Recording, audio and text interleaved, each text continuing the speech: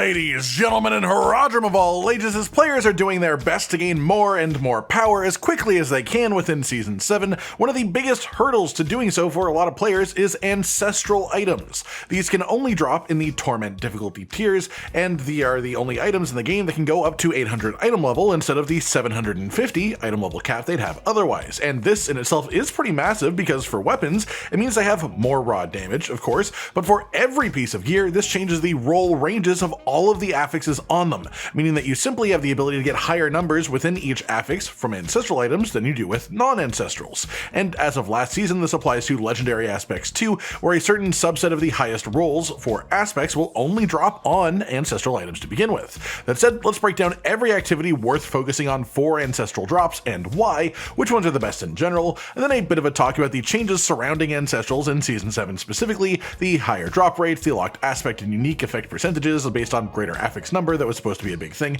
all that kind of stuff. Starting off then, anytime a legendary or unique piece of equipment drops on a Torment difficulty, it has a chance of being ancestral, which means that it also gets at least one greater affix. This is when one of the affixes on an item is set to its maximum value, but then also boosted by 50%. The best items in the game are generally just full greater affixed ancestrals, but the RNG required to get one of those is incredibly specific. The higher difficulty you are playing on, the higher chance that items will be ancestral instead of normal, so that's an important consideration too. And then of course there are various activities that either give higher ancestral drop rates than normal, drop so much loot it may as well be that, or tertiarily are good for target farming specific slots for ancestrals if that's closer to what you want. That said, what are essentially the most guaranteed options are the Season Journey and the Coven's Favor Reputation Track. Both of these, the final few rewards from them, will have at least one or two ancestral items within them because they're just built to do so. The items are random, but these are a couple of ways to get a few ancestrals for certain at least.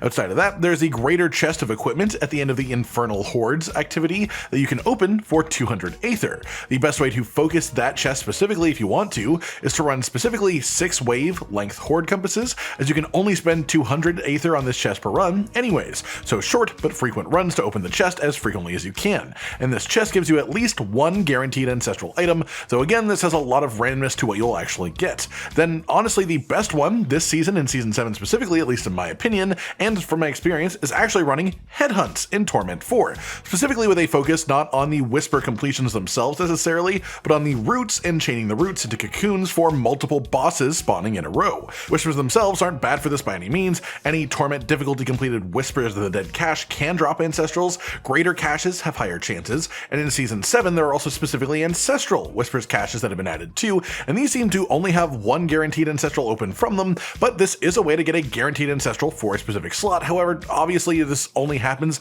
if you are offered it as an option for your Whispers of the Dead hand in, so it is fully random to begin with. That said, again, I'm far more partial to focusing on roots and the cocoon events within Headhunts, because the headless bosses and the fugitive head bosses drop a ton of loot, as do any roots that you uproot along the way, and a lot of the time you'll find treasure goblins all around Headhunts too, which do drop ancestral loot as well. Most often, when you kill a Headhunt boss though, they will spawn even more roots, because the roots spawn dependent on Grim favors completed, and pretty much every time you do a cocoon boss, a new player will show up who has not yet gotten their 5 favor objective done, and then it will spawn a load more roots as a result at the end of the boss kill, which can then link into another boss summoning, and then so on and so forth. This just showers loot, and especially on higher difficulty tiers, it showers a fair bit of ancestral legendaries specifically. Another thing worth mentioning are the Roothold dungeons too, the mini dungeons, which are essentially dependent on RNG as well. If you get the legendary choices in a Roothold, the one that gives you bonus major rewards specifically, and if you can get multiple of those within the same Roothold,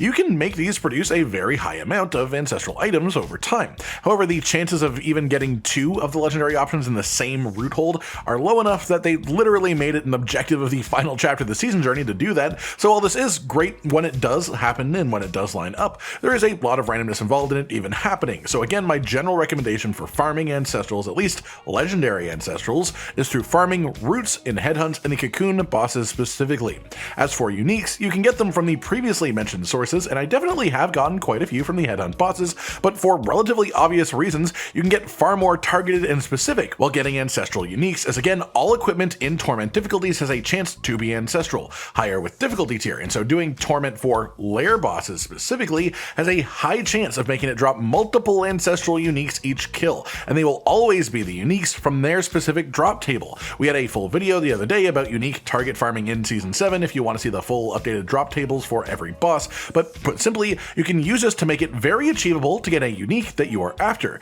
I'm getting my rogue set up right now, my first alt, with my eyes set on a Rain of Arrows build, of course, so I need a solid, ideally ancestral, Word of Hakan amulet. This amulet drops from Gregor, the Galvanic Saint, so by doing this boss on Torment 4, I gave myself the highest chance possible from any activity to specifically get an ancestral Word of Hakan amulet. This can apply to pretty much any unique in the game though, that's just an example, a specific one, and that's how you reliably get your Ancestral Uniques in this Season 2. Worth mentioning before we move on as well, that in Season 6 the murmuring Obol Vendor was not bad at all at producing ancestral items to the point that people would often just spend all of their Obols on a slot that they wanted to upgrade, just in the case that this happened, but in Season 7 the Obol Vendor rewards have been dropped significantly. I haven't seen a single ancestral or unique even drop from the Obol Vendor myself yet, even on Torment 4, so just be aware that this vendor is not quite the same as it was last season, and do not expect the same results. That said, all that said, there were 3 very major changes made surrounding ancestral items in general for Season 7. The first is the new ancestral caches for the Whispers of the Dead, which we talked about before.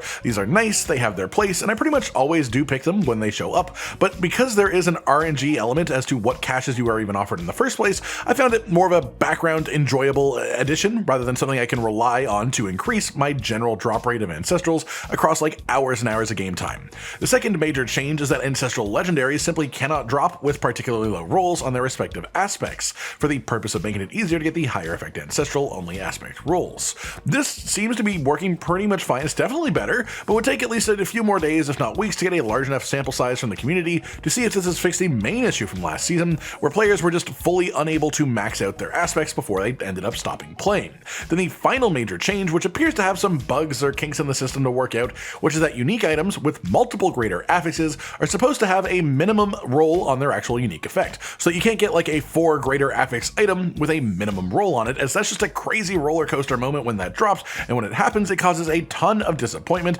pretty much every time it occurs. That said, while this does seem to be better in general this season, I've still heard of a few different players who have had 4 greater affix items drop still with minimum effect rolls, so this seemingly does have some bugs that need to be fixed, but on the whole, with the system that's supposed to be in effect, and with those issues ironed out to fix it, it's a very positive change to the game overall, and to endgame gearing especially. To sort of round up my thoughts then, Ancestrals are dropping more than they were last season, they are more of a targetable thing to farm in the first place, and for the most part, they are more rewarding when you do have them drop. So yeah, on the whole, I think this season has just been a really good shift for these. That just about does it for today then everyone, your full guide to farming ancestral items in Season 7 of Diablo 4, as well as the changes that have been made to them for this season. Hopefully this has helped you out in your continued journey, and feel free to share any of your own thoughts on any of this in the comments down below. Like if you liked the video, subscribe with the notification bell for more, and most importantly, ladies and gentlemen, until next time, stay